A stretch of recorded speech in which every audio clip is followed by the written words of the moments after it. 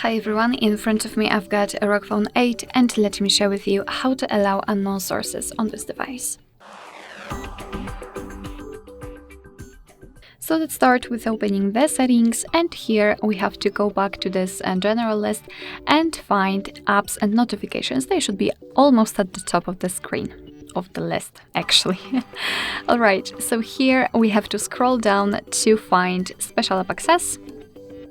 Or let me check if it is not highlighted by a chance. It is not. Alright, so let's enter Special App Access, as I said, and here we have to find the option Install Unknown Apps.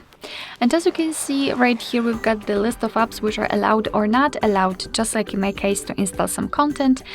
So of course we can change it. Just tap on the drive and tap on this switcher. After getting back, you can see that the drive is right now allowed to install something. Of course, be aware that you're doing it on your own responsibility, because some third-party apps aren't verified by the developer, so you may put your data and actually whole device at risk. So really remember about that and choose the apps wisely. Of course, you can also remove previously granted permissions. Just find the app and tap on the switcher. And after getting back, you can see that the drive is not allowed to install anything.